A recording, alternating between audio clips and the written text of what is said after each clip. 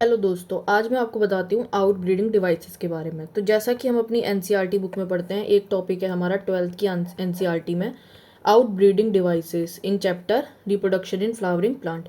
तो out breeding devices होते क्या हैं? तो सबसे पहले हमें जानना पड़ेगा, जो हमारा फ्लावरिंग प्लांट होता है ना, वो कई प्लांट कैसे होते हैं, हर्मोफ्रोडाइट होते हैं। मतलब कि जिसमें कि मेल एंड फीमेल जो हमारी रिप्रोडक्टिव ऑर्गन्स हैं वो एक ही प्लांट पर प्रेजेंट होते हैं। ठीक है, उन्हें बोलते हैं हम हर्मोफ्रोडाइट, जिसको कि दूसरा नाम क्या होता है, मोनोशियस और बाइसेक्सुअल ऑर्गेनिज्म और plant that has both male and female reproductive organs. ठीक है, जिनके एक ही प्लांट पे क्या होते हैं, मेल ऑर्गन भी और फीमेल रिप्रोडक्टिव ऑर्गन भी होते हैं।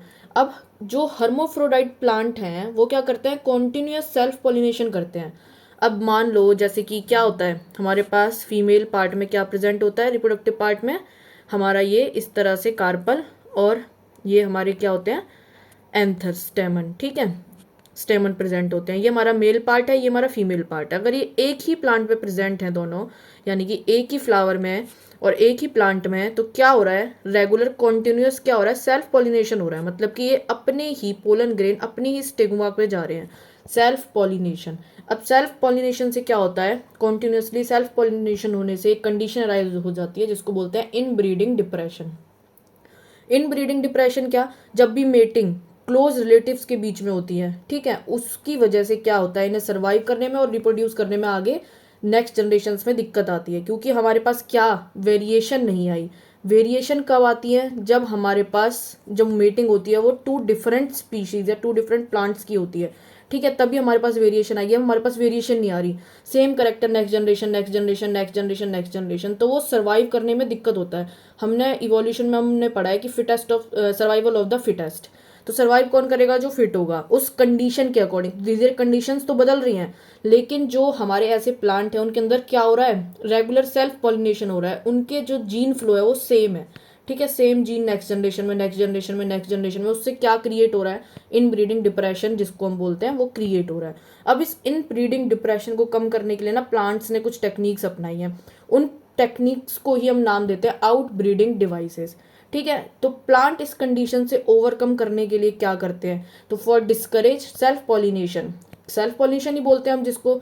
ठीक है, जिसमें एक ही प्लांट में होता है जो सेम फ्लावर सेम प्लांट में सेम जो हमारे एंथर है और स्टिग्मा के बीच में, तो सेल्फ पॉलिनेशन को प्रिवेंट करने के लिए और क्रॉस पॉलिनेशन को बढ़ावा देने के लिए जो टेक्निक है वो क्या है, नो सिंक्रोनाइजेशन, मतलब कि तालमेल ना बैठाना।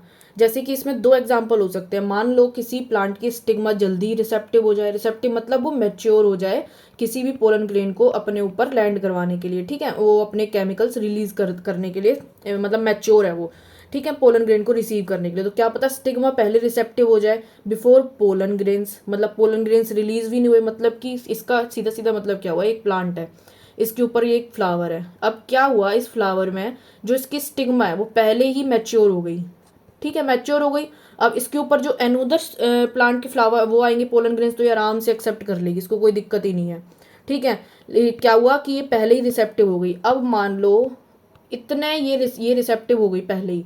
अब जब इसका पॉलिनेशन हो चुका, ठीक है, पॉलिनेशन किसी एनोदर स्पीशीज के पोलन ग्रेन से, एनोदर प्लांट के पोलन ग्रेन से जब इसका पॉलिनेशन हो चुका, उसके बाद ये जो पोलन ग्रेन है ये मैच्योर हुए हैं। अब इनका तो कुछ काम ही नहीं है, हमारा पॉलिनेशन तो हो चुका है। तो हमने किसको प्रिवेंट कर दिया, हमने सेल्फ पॉलिनेशन को प्रिवेंट कर दिया।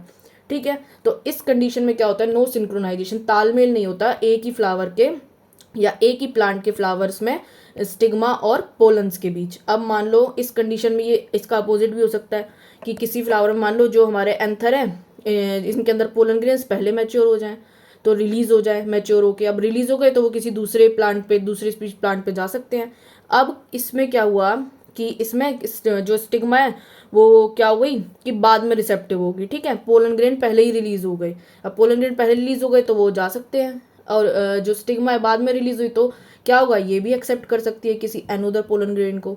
तो ये होता है हमारा फर्स्ट नो सिंक्रोनाइजेशन, कि इन एक ही उसमें सिंक्रोनाइजेशन नहीं है, ये अलग अलग टाइम पे मैच्योर हो रहे हैं। हेट्रोस्टाइली क्या होता है, अब मान लो कि किसी कोई फ्लावर इस टाइप का है, उसका जो फीमेल पार्ट है, फीमेल रिप्रोडक्टिव पार्ट उसका तो इस तरह से है लंबाई इस तरह से है, और जो मेल रिप्रोडक्टिव पार्ट है वो शॉर्ट है, तो ये यहाँ तक पहुँच नहीं पा रहा। इसी को बोलते हैं हम heterostyly, gap in the length of anther and stigma, इनकी लेंथ में डिफरेंस होना, ठीक है, दैट इज नोन एज हेट्रोस्टाइली।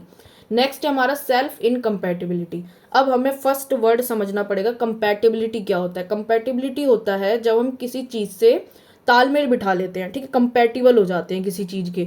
तो इन मतलब नहीं होना, सेल्फ इनकम्पैटिबिलिटी दिखाना। Prevent self pollen from the same flower और the other flower of the same plant from fertilising the ovule, inhibiting pollen tube formation in the pistil. Self incompatibility में क्या होता है, मान लो ये हमारी क्या है, कार्पल है, गाइनोशियम है, ये क्या करती है, ये अपने ही पोलन ग्रेन्स के लिए सेल्फ इनकम्पैटिबल होती है। मतलब कि ये ऐसे जो केमिकल्स है रिलीज करती है जो अपने ही सेल्फ वाले को पहचान लेते हैं और उसकी पोलन ट्यूब की फॉर्मेशन होने नहीं देते। सेल्फ इनकम्पैटिबिलिटी, ठीक है, अपने ही पोलन ग्रेन के लिए क्या दिखाती है कि मैं इनकम्पैटिबल हूँ, मैं नहीं ले सकती पोलन ग्रेन्स, ठीक है, तो ये पोलन ट्यूब की फॉर्मेशन नहीं होती है, इसी को बोलते हैं सेल्फ इनकम्पैटिबिलिटी। तो इसे जो हमारा इससे क्या हो जाता है, सेल्फ पॉलिनेशन प्रिवेंट हो जाता है। फोर्थ है हमारा यूनिसेक्सुअल फ्लावर। अब कोई फ्लावर यूनिसेक्सुअल होगा तो ऑब्वियस सी बात है उसमें भी हम क्या कर सकते हैं, सेल्फ पॉलिनेशन को प्रिवेंट कर सकते हैं। सेल्फ पॉलिनेशन मतलब कि उसी प्लांट का फ्लावर, ठीक है, उसी प्लांट के फ्लावर आपस में पॉलिनेशन ना करें और सेम फ्लावर भी अपने ही एंथर से पॉलिनेट ना हो, ठीक है, उसे बोलते हैं हम सेल्फ पॉलिनेशन। तो सेल्फ पॉलिनेशन को हम इसमें क्या कर सकते हैं, प्रिवेंट कर सकते हैं। जब male and female flowers are present on the different plants, यानी कि ये मान लो एक पपाया जो प्लांट होता है उसमें क्या होता है, ये फीमेल पपाया प्लांट, ये मेल पपाया प्लांट, तो इसमें फीमेल ही पार्ट होंगे, इसमें मेल ही पार्ट होंगे, उसे बोलते हैं यूनिसेक्सुअल फ्लावर। तो इसमें जो फ्लावर होंगे वो मेल रिप्रोडक्टिव होंगे और जो इसमें फ्लावर होंगे वो फीमेल वाले होंगे, इसी को बोलते हैं यूनिसेक्सुअल फ्लावर। तो ये जो 4 टेक्निक्स हैं ये क्या किसको वो कर रही है, सेल्फ पॉलिनेशन को प्रिवेंट कर रही है और इन्हीं को हम बोल रहे हैं out breeding devices. Out breeding devices किसको कम कर रहा है, इन ब्रीडिंग डिप्रेशन को कम कर रहा है।